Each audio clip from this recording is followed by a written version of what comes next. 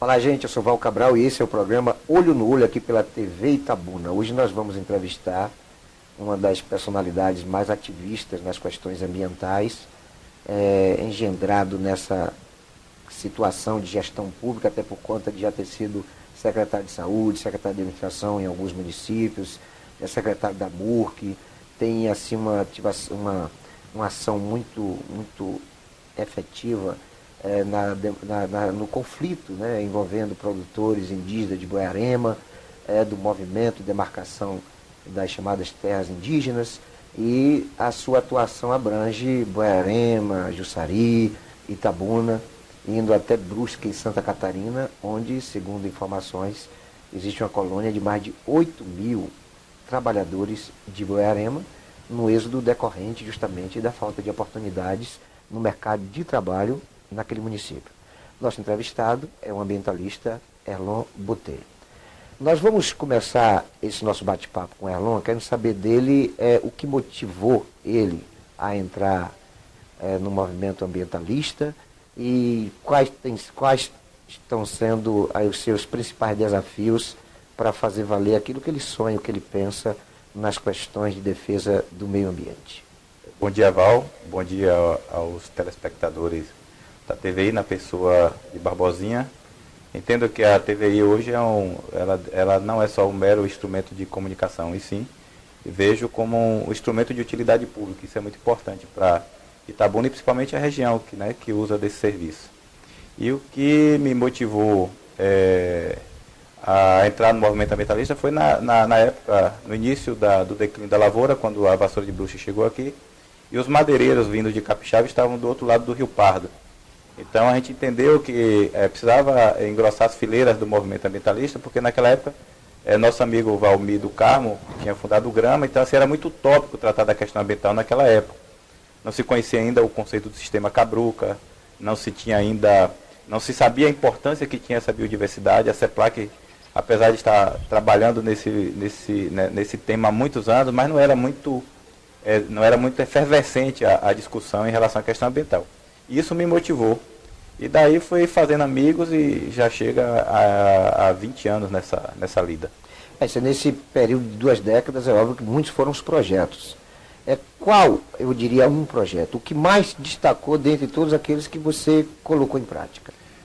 Nós tínhamos atuei no projeto Almada. Nós difundimos a questão do ecoturismo na região, mas o que eu considero mais importante na minha carreira foi a criação da reserva particular da Serra do Temoso, no município de Jussari.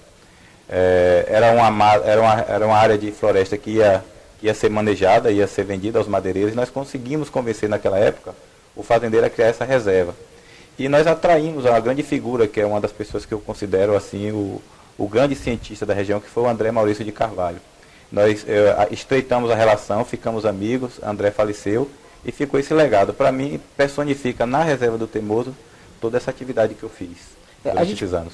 A gente percebe, Erlon, que muitos projetos da área ambiental aqui no sul da Bahia, que, diga de passagem, é a área maior de Mata Atlântica em todo o norte e nordeste do Brasil, muitos desses projetos não deram certo. Eu diria até que a grande maioria. Por que isso aconteceu? Por que os projetos de defesa ambiental não têm funcionado com o resultado esperado?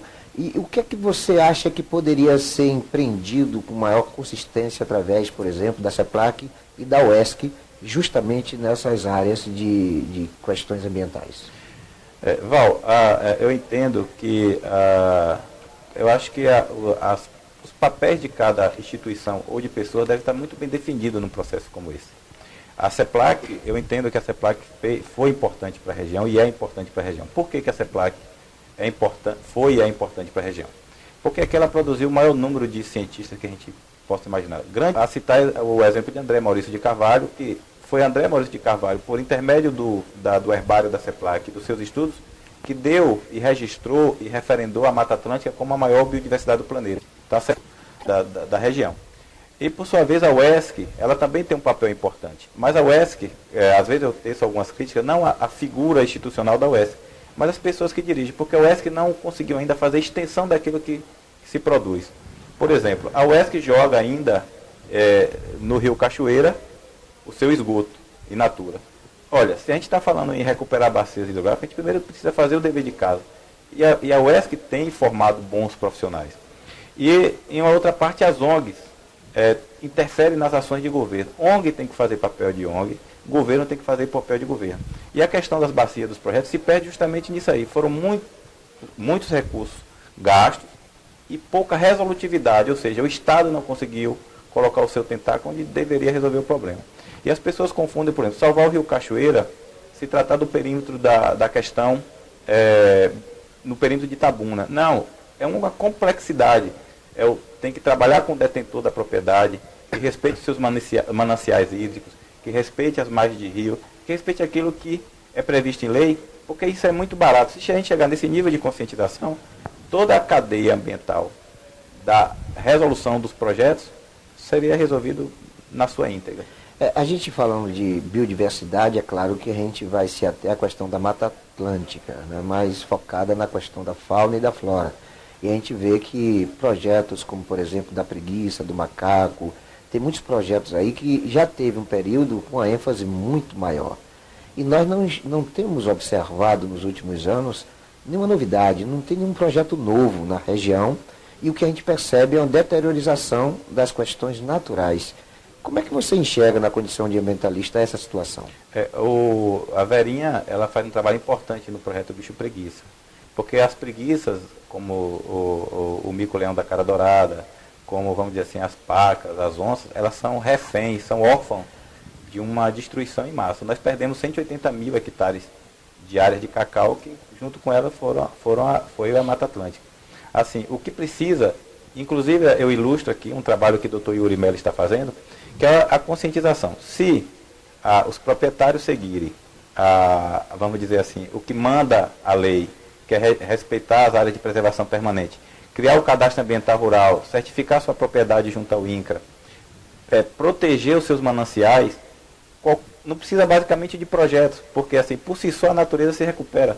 Gastou-se muito produzindo mudas de árvores, mas isso não resolve. O que resolve é a conscientização e o detentor das propriedades proteger os seus mananciais, aquilo que lhe foi outorgado.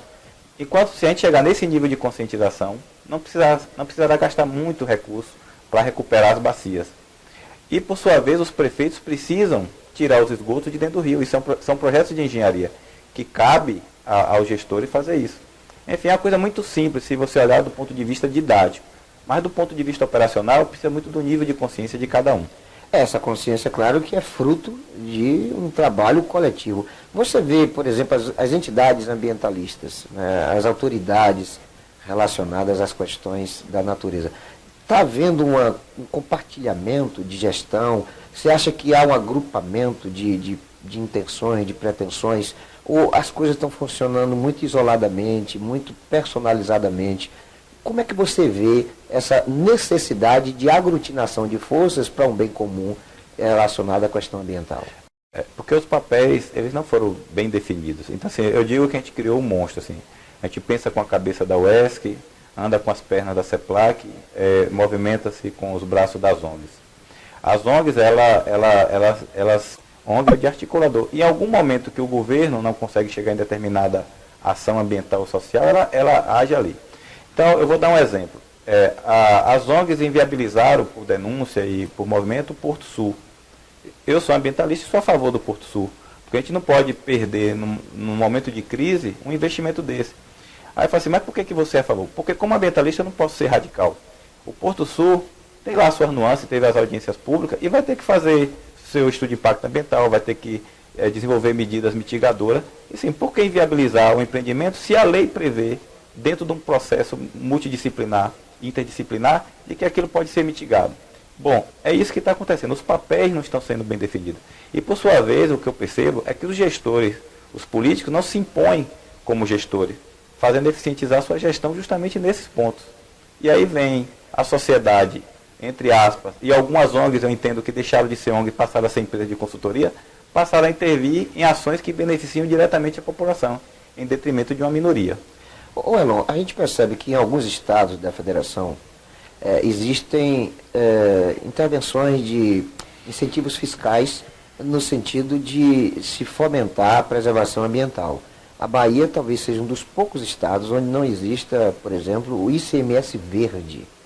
Você participa de alguma discussão em torno dessas questões? Você acha que uma intervenção do Estado, através de incentivos fiscais, possam contribuir para a preservação, por exemplo, da Mata Atlântica? Sim, e precisa ser feito. Por quê? Porque as ONGs, algumas ONGs, não generalizando, né, que tem, eu sou muito adepto da ONG fomentadora, o Grama, na pessoa do Valmir Carmo, demonstra dele, pensa assim. Então se criou muitos parques aqui.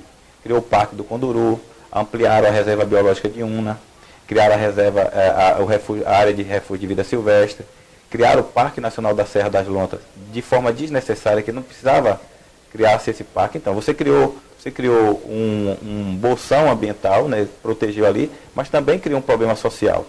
Então assim, a lei prevê hoje, por do ICMS, os benefícios para aquelas comunidades que foram afetadas por criação de parques ou por demarcação. E vem um outro instrumento, e aí eu ilustro a figura de Dr. Yuri, mas lá na ponta existe a coisa chamada os PSAs ambientais. Aí o que acontece é que justamente aí eu ilustro a UESC, a CEPLAC, para que ajude a fomentar essas iniciativas que já são previstas por leis em políticas públicas e beneficie o produtor na ponta. Alguma contrapartida tem que ser dado a essas coisas que são feitas de forma aleatória. Eu entendo dessa maneira, Val. É positivo. Olha, esse debate é um debate muito extenso, é óbvio. Eu acho que as questões ambientais vai muito além do que a gente costuma saber através do noticiário, e é óbvio que quando a gente conversa com um ambientalista, um ativista da causa de defesa da natureza, os assuntos são inesgotáveis.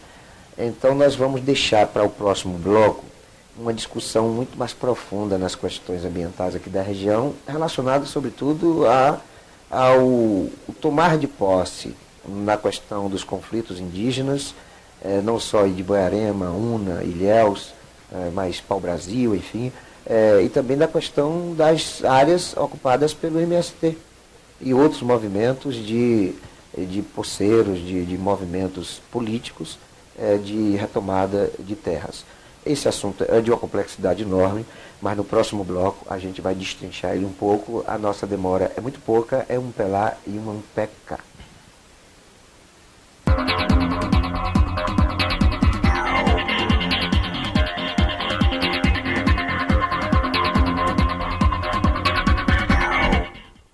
Olá, amigos e amigas da TVI. Eu sou Eutímio Carvalho e estaremos juntos todos os dias, das 9 às 10 da manhã, ao vivo, com reprise em horários alternativos, o programa Hoje em Foco, trazendo as principais notícias de Itabuna e de toda a região para você ficar bem informado. Não esqueça, Hoje em Foco, um programa feito para você. Oi. Muitas pessoas só precisam de uma pequena ajuda para mudar as suas vidas. E nós podemos dar essa ajuda. Preste atenção nessa história e você também vai abraçar essa causa como eu abracei. Maia mora com a mãe numa casa muito pobre, sem banheiro. Por causa do calor, as duas dormem do lado de fora. A mãe planta milho e um pouco de feijão, porém muitas vezes o trabalho de um ano inteiro só rende 2 sacas de grãos. A comida é pouca e o almoço é quase sempre um legume com uma pasta feita de milho. A água é de má qualidade, de um poço rudimentar. Maia já está estudando, mas a escola é muito precária. Na região não há irrigação e a colheita depende da chuva. O máximo que as famílias conseguem é sobreviver. Milhões de crianças como Maia em todo o mundo precisam da sua ajuda.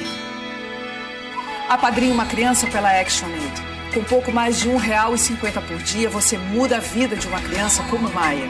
Acesse agora mudeumavida.org.br ou ligue para 0800 940 4420. A ActionAid beneficia mais de 20 milhões de pessoas no Brasil e em mais de 40 países da África, Ásia e Américas. Ajudamos as comunidades a conquistar os seus direitos e a construir um futuro melhor para suas crianças. Apadrinhe uma criança pela ActionAid. Com pouco mais de R$1,50 por dia, você transforma uma vida e acompanha os resultados através de fotos e mensagens da criança que apadrinha. É emocionante. Eu apadrinho uma criança pela ActionAid. Apadrinhe você também. Acesse agora mudeumavida.org.br ou ligue para 0800 940 4420. ActionAid. Mude uma vida, mude o mundo.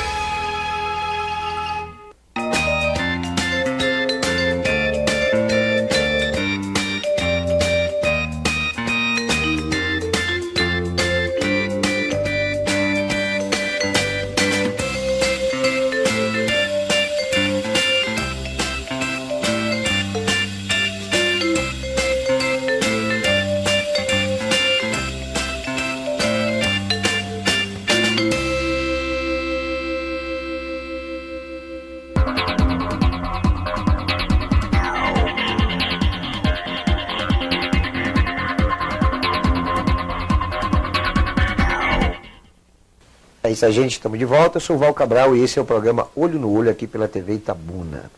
Olha, nós estamos conversando hoje com o Erlon Botelho, ele que é ativista de defesa ambiental e tem tido inúmeros projetos relacionados a estas questões. E ele tem uma visão muito política e muito própria dos acontecimentos que tem gerado, inclusive, noticiário nacional envolvendo Buerarema. Mais notadamente, na questão dos conflitos dos chamados indígenas, porque há uma controvérsia em relação à autenticidade desses índios, com os produtores de cacau, em conflitos e confrontos que já geraram, inclusive, assassinatos, expulsões, tentativas. E tem se tornado realmente uma cidade onde essa preocupação é tão grande que houve até uma intervenção da Força do Exército, tomou conta da cidade, porque estava na iminência de uma tragédia humanitária envolvendo justamente esse litígio entre índios e produtores do cacau. E dúvidas e, sobretudo, para evitar resultados que com certeza absoluta não seria pertinente, nem seria do gosto de nenhuma das partes. E o Erlon Botelho foi um dos protagonistas dessas intervenções. Eu quero perguntar para o Erlon se todo aquele conflito teve um fundamento de legitimidade.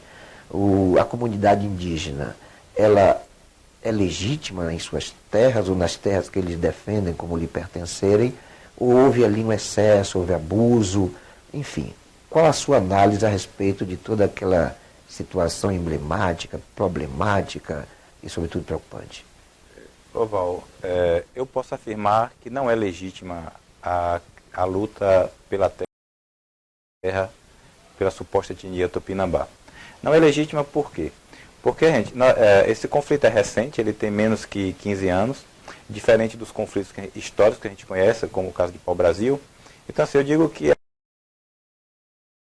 a questão da criação dessa reserva e dessa etnia foi uma brincadeira de índio que deu certo para alguns pseudos caciques, assim, porque nós temos ali uma região de pequenos agricultores, são filhas, parece um cidadão que antes transitava e participava de eventos sociais, de eventos agrícolas, como pequeno agricultor, virou índio e gerou nessa região um conflito de uma proporção que não se tem de tamanho. Se você acha que... Você se refere ao cacique Babau? Foi um dos percussores dessa questão. A referência quando se fala, né, do chamado outro com lado, certeza, caso indígena, é o Babau. O Babau, inclusive, tem um biotipo que não é característico, né, da comunidade indígena. E a gente tem ouvido muito falar de que teve muitos índios, e aí o termo é meio pejorativo, ou seja, existem irmãos onde 3 índios e 2 não são, embora os seus pais não sejam índios. Como se proliferou essa comunidade indígena em Buerarema? Olha, a gente analisa, a gente lá na associação, na equipe, a gente analisa o seguinte, cara. Hoje, vou ser bem pejorativo também. Para um assaltante de banco ir assaltar ou estourar uma caixa uma caixa eletrônica, enfim. Eles precisam, hoje não. Hoje o produtor tira lá 200 arrobas de cacau, deixa no armazém.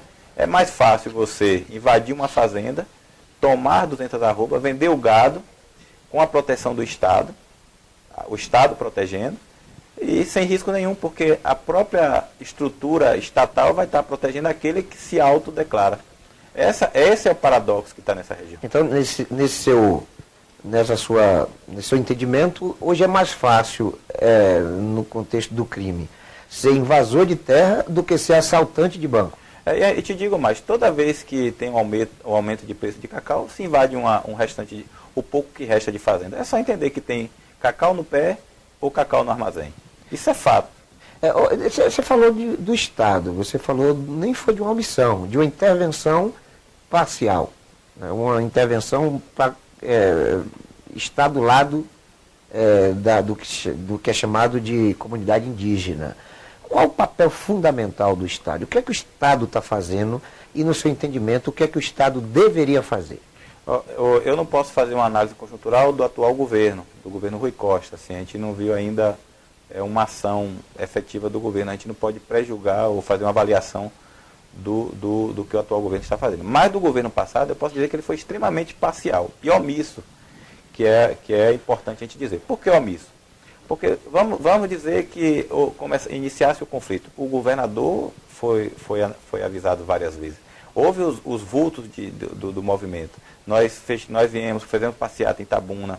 Nós fechamos a BR em 2005, 2006. Enfim, nós tínhamos mortes anunciadas. Que é importante dizer que o agricultor não deu um tiro de revide.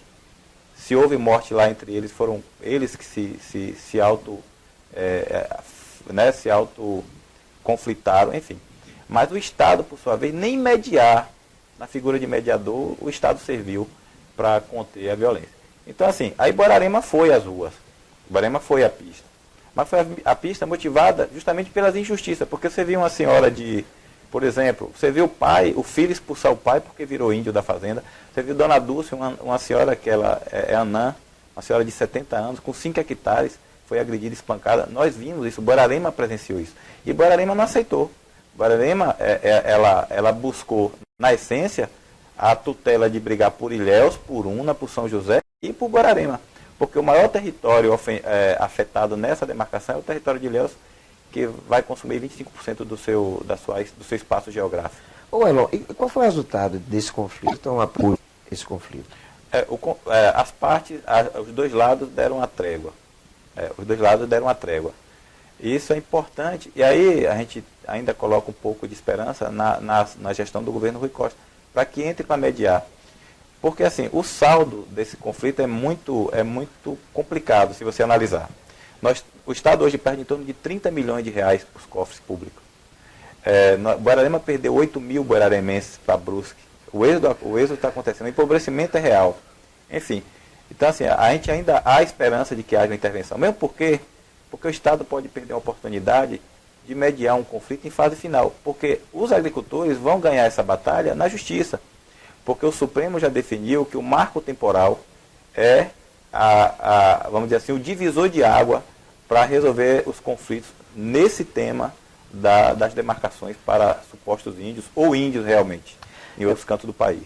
Você fala em 8 mil pessoas de Borarema, hoje em Brusque, em Santa Catarina. Esse êxodo de trabalhadores, né, para Santa Catarina foi impactante para a economia da cidade, ou o próprio conflito em si foi que acabou acarretando essa situação? O que foi que gerou essas pessoas tendo que sair de Borarema? Nós já tínhamos a crise nacional e algumas pessoas, que eram poucas, indo embora. Assim, Brusque, a gente ilustra Brusque porque Brusque é quem virou, assim, vamos dizer assim, uma zona de refúgio, né? Uma área de refugiados desse conflito. Gerou o empobrecimento do comércio local. A gente percebe isso, o desemprego generalizado, o aumento de favela. Se você chegar em Borarema, aquela área da CEPLAC que foi invadida ali é fruto desse conflito, então você gerou ali um bolsão de pobreza enorme. Enfim, o saldo é só negativo. Não há assim uma perspectiva a curto prazo de resolução desse problema. Os filhos estão indo embora, pessoas morreram por depressão, outros, alguns que foram para Brusque morreram, se suicidaram. Assim, as estatísticas e o efeito desse problema, ele é muito real. Quem está no ambiente, quem está indo vivenciar isso, é que percebe o quanto de malefício essa proposta de demarcação para a suposta etnia causou em Borborema e região. Isso, eu tenho conhecimento de que você é talvez uma das únicas pessoas de Borborema que tem uma ligação direta entre a cidade de Borborema e a cidade de Brusque, justamente no acompanhamento dessa migração. Você tem quase que diariamente tendo contatos, informações, e há informações de que essa comunidade de Borborema, em Brusque, foi vítima de discriminação. Há um preconceito, pelo menos houve no primeiro momento. A situação se encontra hoje. Como é que está hoje eu diria até um bairro de Borborema, talvez o maior bairro de Borborema, fora de Borborema? Na imprensa nacional. O que nós percebemos hoje é de que Borborema também criou um problema social em Brusque, porque assim, aumentou a população de Brusque, a demanda social ela já está repercutindo nas ações do poder, e nós fomos lá em audiências públicas, inclusive debatemos com o deputado Jânio Natal e o deputado Espiridião Amin, e por conta desse movimento, e a imprensa de Brusque ajudou bastante, que também lá os dois lados se baixaram as armas, porque os brusquenses, que são descendentes de alemães, com os baianos, estavam já entrando em pé de guerra, a ponto de se fazer força-tarefa para conter, vamos dizer assim, um determinado conflito de culturas, né, e conflito mesmo de briga com esses dois povos lá. Quer dizer, poderia dizer que esse povo de Borborema, que foi trabalhar em Brusque, sai por conta de um conflito e de uma falência regional, e chega lá em Brusque na esperança de dias mais promissores e acaba se deparando com uma situação também conflitante, de xenofobia, de preconceito, de discriminação, inclusive de uma proximidade de conflito, quer dizer, sai de um conflito para outro. Exatamente. Olhando por esse ângulo, é bem assim mesmo. Então, apesar de que a gente ilustra o seguinte, isso é uma minoria da população da cidade de Brusque, porque os empresários amam os baianos lá, por conta de que é eles que abastecem vamos dizer assim, as demandas de trabalho que Brusque oferece para esse povo. Poxa, eu quero falar um pouco mais sobre essa situação de Brusque, porque não dá para entender como é que o povo de Borborema, 8 mil pessoas de Borborema, ao invés de migrarem para São Paulo, que normalmente para onde vão os nordestinos, aí vão para Santa Catarina, né? Praticamente outro país dentro do Brasil. Nós vamos saber um pouco mais dessa situação depois do nosso próximo intervalo, que não deve demorar, um Pelá e um Pecá.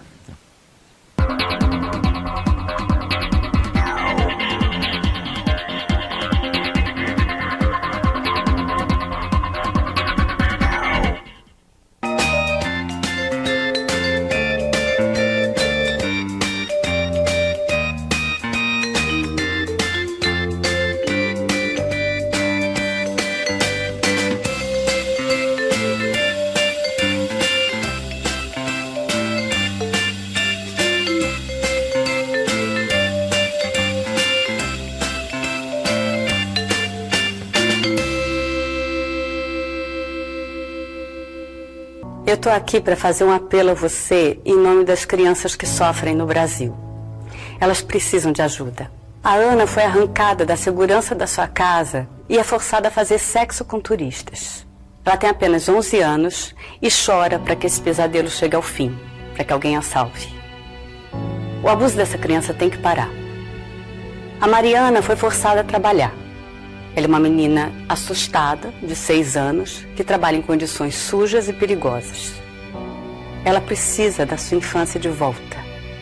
Milhões de crianças brasileiras precisam de ajuda. Não dá para ignorar o sofrimento delas. E é por isso que eu estou aqui pedindo que você ajude a Fundação Abrinq a proteger essas crianças. Por favor, ligue para 0300 876 5432 para doar R$15 por mês. A Fundação Abrinq tem salvado vidas em todo o Brasil.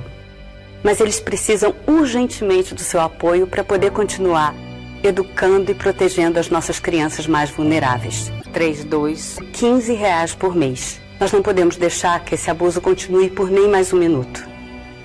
Essas crianças são nossas crianças. juntos, nós podemos acabar com o sofrimento delas. Por favor, faça o que puder. Hoje. Muito obrigada.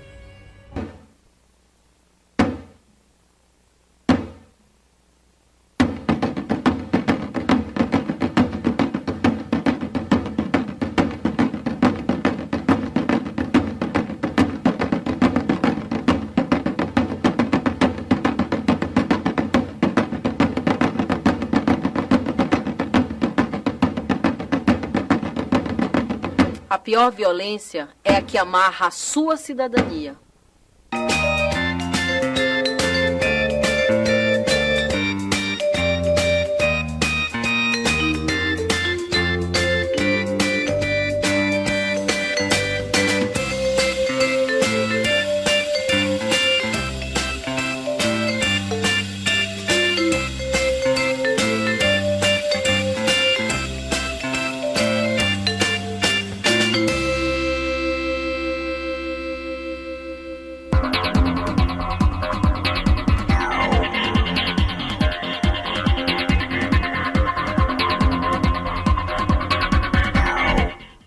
Olá, gente, estamos de volta. Eu sou Val Cabral e esse é o programa Olho no Olho aqui pela TV Itabuna. Hoje entrevistando Elon Botelho, ambientalista, e que dá para nós aqui um entendimento muito mais aproximado de uma realidade que é preocupante, que é a questão do suiano, do morador de Boiarema, ter que sair da sua cidade, sair da sua região, em busca de trabalho num lugar distante, né, tranquilamente muito mais de 1.500 quilômetros, para um outro estado, uma outra realidade, outra cultura, por conta de que na sua região não tem alternativas no mercado de trabalho.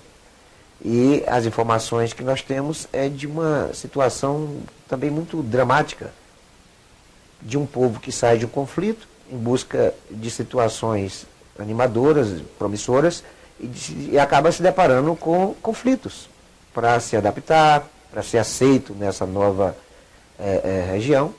E eu queria saber do Erlon, ele que, repito, tem feito diversas viagens, mais de, acho que umas 15 a 16 viagens ele já fez, justamente nesse monitoramento, né, nessa pesquisa de comportamento, nessa diplomacia de busca de relações Estados Bahia e Santa Catarina. Ele é o interlocutor, ele é o protagonista dessa realidade.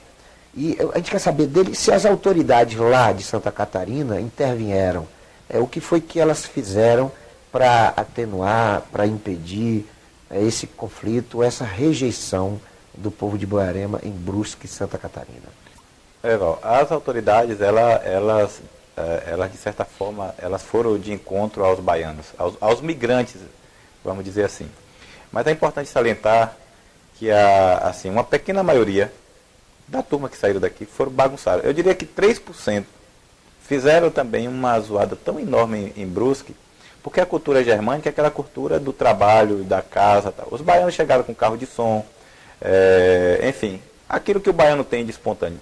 E alguns se excederam, que é essa minoria. O desafio da gente lá foi provar para os brusquenses que a grande maioria dos boiaremenses e dos baianos estavam lá, primeiro, motivados por uma ação, que foi a expulsão de muitos das suas terras, uns como trabalhadores, outros como os meeiros, que perderam e foram para lá. E segundo, porque precisavam trabalhar. Enfim, então a gente conseguiu, e a imprensa de Brusque, assim, eu gostei muito disso, assim, foi totalmente contra e combateu a xenofobia, que foi importante. Então, assim, essa audiência pública foi pertinente. O deputado Espírito de Almeida esteve presente, o prefeito de Brusque, o prefeito de Guabiruba, um vereador, Jean Pirola, que é meu amigo, assim, nós ajudamos a eleger esse vereador, os baianos ajudaram a eleger esse vereador. Enfim, então teve esse divisor de água. Hoje, continua que a discriminação ela não para. Eu fui fruto de discriminação lá. Quando eu falei baiana, a gente vê logo a piadinha. Mas a gente deu as respostas da Brusque que precisava, mesmo porque Boiarema injeta dentro do município de Brusque hoje em torno de 16 milhões de reais. Imagine 8 mil mãos, 8 mil trabalhadores gastando, pagando aluguel, comprando dentro de uma cidade, é um ativo econômico que nós exportamos. E a gente está indo cobrar esses royalties, porque nós temos um potencial humano lá dentro produzindo. Lá tem 1.500 haitianos, nós temos migrantes do Pará, enfim. Essa dinâmica da migração para aquela região, ela foi forte. Mas nós provamos que economicamente nós somos ativos E Brusque recuou e parou um pouco essa coisa da xenofobia. Ô Elon, quando você fala que os trabalhadores de Boiarema, que trabalham em Brusque, Santa Catarina, contribuem com 16 milhões por mês para o município, é óbvio que Boiarema também deve estar ganhando. Porque quem foi de Boiarema para Brusque foram filhos, foram pais, foram irmãos, foram pessoas que deixaram seus familiares. E é claro que foram em busca de renda. E essa renda deve ter uma contrapartida. Isso está acontecendo, ou seja, o trabalhador de Boiarema que está em Brusque, ele foi com toda a família ou foi com parte da família e foi para manter as famílias que ficaram na cidade? Boa parte foi para manter as famílias e outros levaram as famílias, né, vamos dizer, toda a família, assim, inclusive vizinho, primo, sempre um puxa o outro. Toda semana sai, de 15 em 15 sai um ônibus de Boiarema para Santa Catarina. Já tem um ônibus prestando esse serviço especial.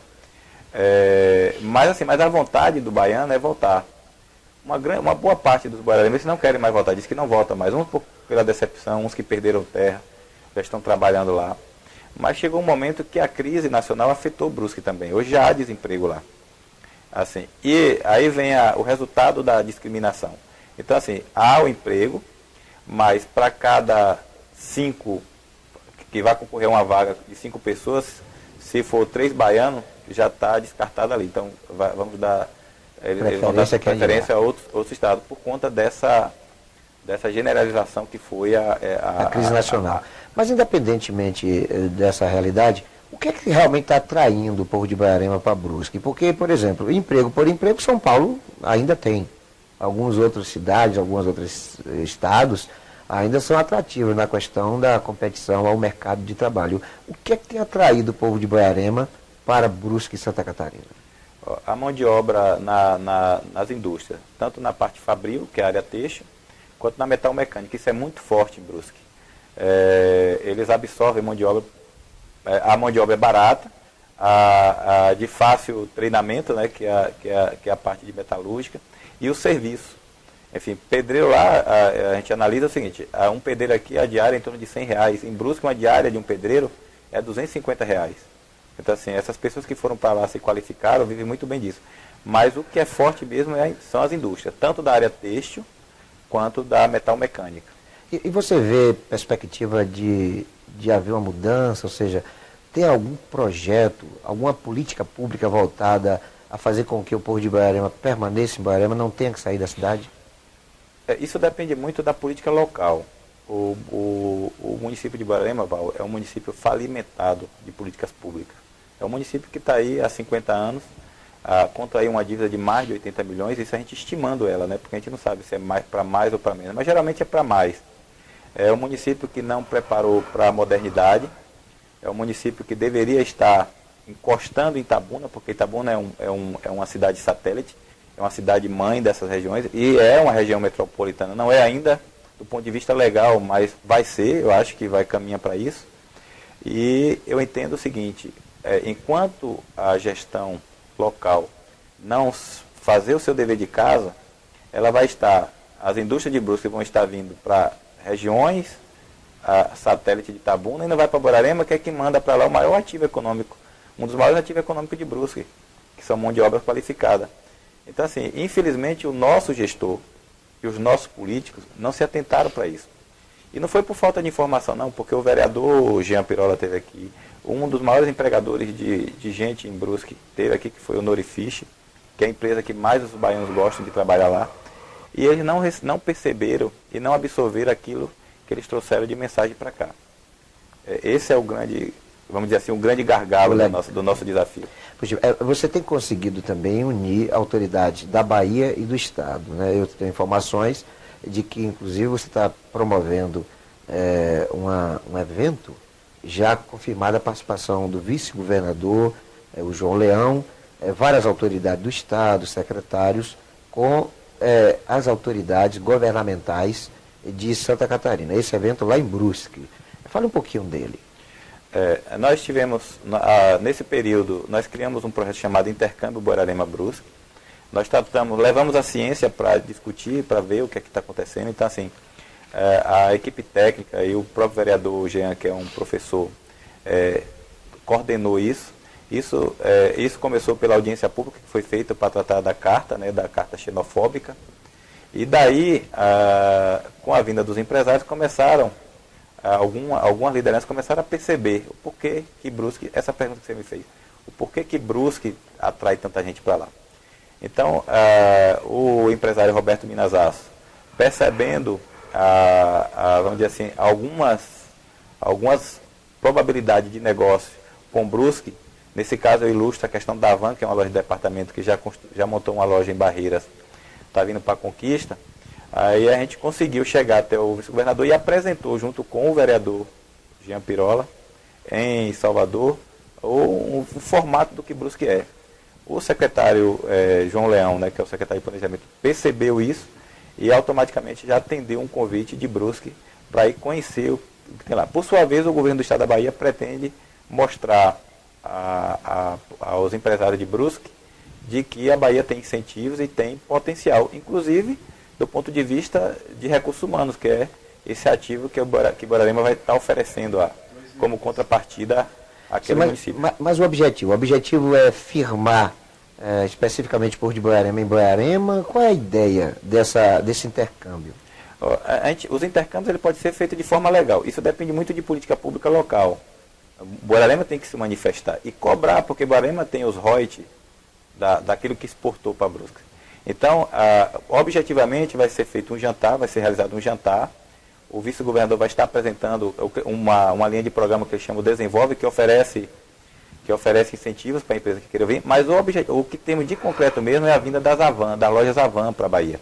A Avan vai investir 700 milhões na Bahia. E não teve nenhum incentivo, o governo está oferecendo algum incentivo. Está previsto uma loja para Itabuna e a geração de 250 empregos. Para Borborema não pode porque é uma loja de departamento. E com diferencial, o que foi pedido, inclusive que se essa loja viesse, que viesse com 2 salas de cinema.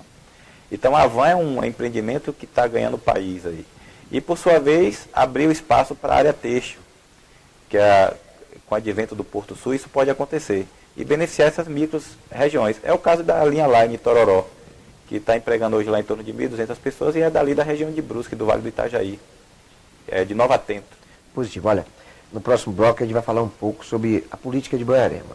Esse programa ele é assistido em todo mundo através da internet e ele tem um enfoque muito mais abrangente. Mas é claro que o que acontece em Borborema é o que acontece em Itabuna, em Barro Preto, em Bicaraí. E a gente vai querer saber da realidade de Borborema, porque eu não tenho dúvida de que não é diferente destes municípios. Nós vamos levar esse papo mais no entorno de Borborema, ou em torno de Borborema, depois do próximo intervalo, que não deve demorar muito. É um pré-lá e um pé-cá.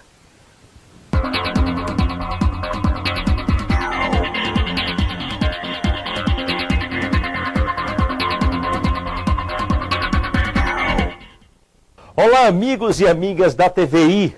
Eu sou Eutímio Carvalho e estaremos juntos todos os dias, das 9 às 10 da manhã, ao vivo, com reprise em horários alternativos, o programa Hoje em Foco, trazendo as principais notícias de Itabuna e de toda a região para você ficar bem informado. Não esqueça, Hoje em Foco, um programa feito para você.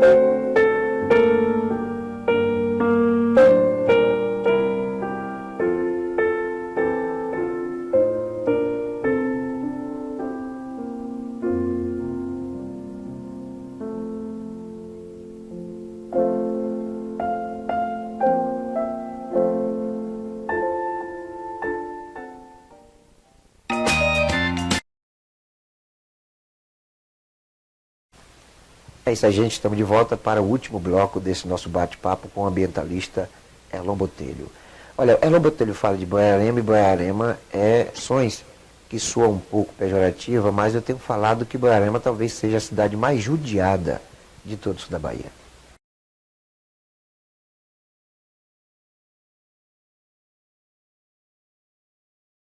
Eu não me lembro de um só gestor de Boiarema que tenha sido exemplo de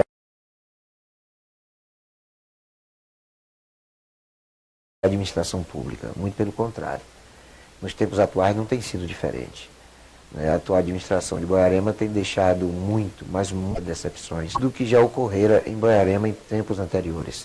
Eu quero saber de Arlon, o que é que tem acontecido? Qual a origem? O que é que tem causado tantos descalabros administrativos? O que é que tem feito Boiarema ser tão judiada pelos seus gestores? Val, Boiarema é uma cidade de vanguarda na área cultural, na quem criou do Brasil.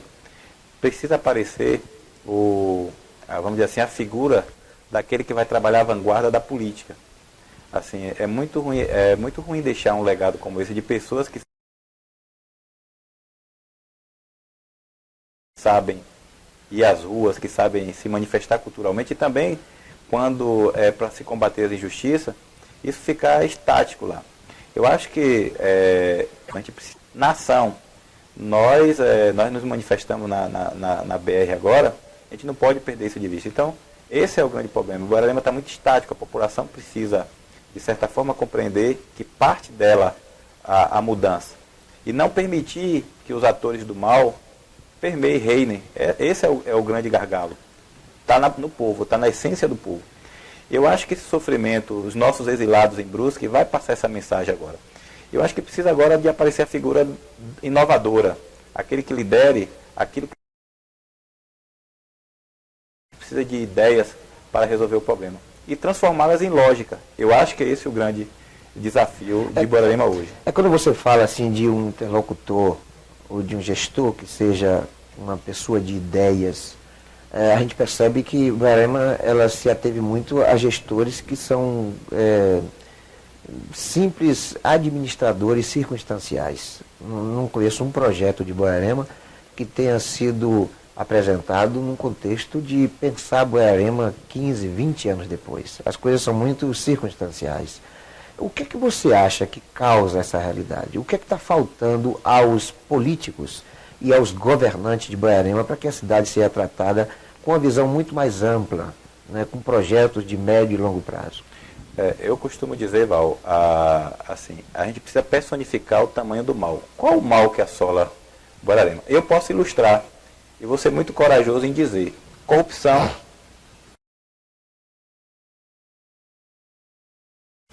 a corrupção na gestão, assim, Boiarema hoje tem uma dívida de 80 milhões de reais, e por fazer de obras e serviços, Boiarema precisa de em torno de 150 milhões de reais. Essa é a nossa realidade, de reais por mês.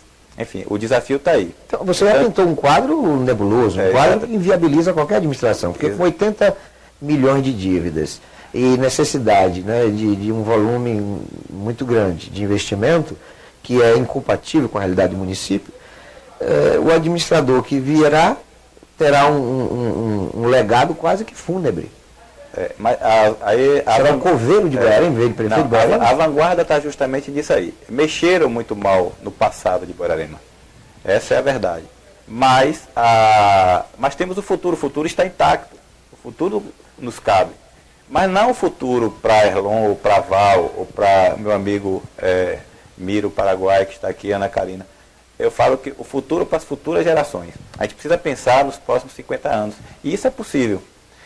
Eu tive agora a ousadia, assim, e fiz de propósito, porque nós apostávamos numa época atrás, numa figura chamada o Galeguinho dos Olhos Azul, que é Paulo César.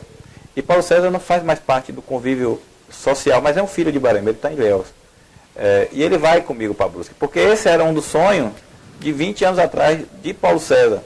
E assim, eu estou indo muito satisfeito nessa viagem, ele na comitiva que eu organizei, na minha, né, pessoal, porque eu sei que a vanguarda estava ali. Mas a vanguarda ela pode ser catapultada para o futuro. Entendeu, Val? Então, assim, aí nós temos, como eu te disse, a corrupção, nós temos a ineficiência na gestão, nós temos o desperdício e a corrupção eleitoral. Você que Esses são os gargalos. Qual os principais desafios? E o que é que você entende como razões para fazer Boiarema entrar nos eixos? Zerar a corrupção, esse é o primeiro ponto. Zerar a ineficiência, zerar o desperdício, zerar a corrupção eleitoral e combater esses males com eficiência, com clareza, com transparência, com bons projetos e com intercâmbios. A gente fala em Brusque, que nós estamos hoje criando uma relação com Brusque, mas nós temos Espírito Santo lá naquela região da Grande Vitória, que tem muitos baianos produzindo lá, grandes torneiros, advogados sendo formados. Brusque, nós temos 3 ou 4 advogados formandos agora lá em Brusque, de Boiarema. Eu percebo nas suas falas que você tem assim, você tem concentrado muito uma perspectiva de bons projetos para Boiarema, mas focando em cidades como Brusque, agora você acaba de citar Espírito Santo. Mas, assim, houve uma perda de esperança em parceria com o governo do estado da Bahia, porque eu não estou observando nas suas falas uma necessidade de uma ligação mais próxima com o governo do estado. O estado que sempre abandonou Boiarema, né? Boiarema historicamente sempre foi órfão do estado. Mas essa sua fala de enxergar Boiarema com um compartilhamento de gestão, com Brusque, Santa Catarina, Espírito Santo, omitindo ou isolando o nome do governo do estado da Bahia. É proposital, é instintiva? O que é que lhe faz focar mais outros estados que a própria Bahia nesse projeto de desenvolvimento para Boiarema? Eu acredito muito no capital humano, assim, eu acredito muito nas pessoas. Eu acho que quando Boiarema deu o exemplo e enfrentou o Estado, naquele momento, por isso que eu digo que o governo passado viu o Boiarema como inimigo político. O Boiarema não foi, o Boiarema deu recados claros de que estava sendo acometida injustiça e que precisava corrigir aquelas injustiças. Então eu acredito muito nisso, eu acredito nos 8 mil refugiados que estão lá. Outros que desejam votar, outros que querem ficar, mas todo mundo pensa na sua terra natal. Eu estou falando de Brusque porque assim que foi um maciço, foi uma coisa generalizada. Eu acho que as expectativas com o Estado se renova agora com a ida do secretário João Leão lá. O João Leão, o tema que está levando ele lá é a própria migração. Isso foi dito ao secretário na reunião que nós tivemos lá. Se renova aí. Eu acho que a partir do que uma comitiva do Estado lá vê esse realizado, talvez as nossas esperanças e a gente passe a acreditar na figura do Estado a partir de agora. Inclusive na própria mediação desse conflito. Eu falei isso para o secretário. A gente precisa que se entre agora, não para colocar mais lenha na fogueira, mas de chamar as partes e conversar. Até onde isso vai dar? Porque já chega de sofrer. Boiarema não aguenta mais falimentar e ver pessoas indo embora, não só para Brusque, mas para outros lugares desse mundo afora aí.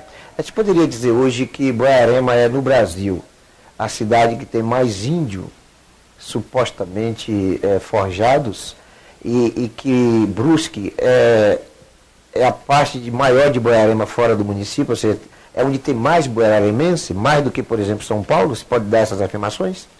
Se você contabilizar hoje o que se tem cadastrado na FUNAI, é muito índio para pouca aldeia. E se você contar os índios que tem, não tem um. O índio, vamos dizer assim, o índio característico, né? O índio, o verdadeiro índio, o biotipo índio. Então, assim, nós não reconhecemos. A sociedade do sul da Bahia não reconhece a etnia Tupinambá como índio. Isso é fato. Eles estão lutando por uma causa. Você me permite um adendo? Eu fiquei perplexo quando eu vi uma fotografia com Babau e eu vi que tinha um índio sarará. Eu nunca vi índio sarará. Olha que eu sou, modesta parte, estudioso. Eu gosto muito de ler, eu leio 6 horas por dia. Eu sou uma pessoa relativamente bem informada e eu nunca vi em nenhuma parte do mundo, nem na Jamaica, como é que chama? Índio Rastafari, índio sarará, índio quase loiro, índio barbudo. Eu nunca vi. Essas coisas parece que são características de Boiarema. Isso significa que é uma comprovação de vocês produtores, vocês ativistas da causa da terra em querer provar de que na verdade aquela comunidade indígena é forjada, que índio de verdade ali não existe? Val, a gente está falando com muita propriedade a respeito desse assunto.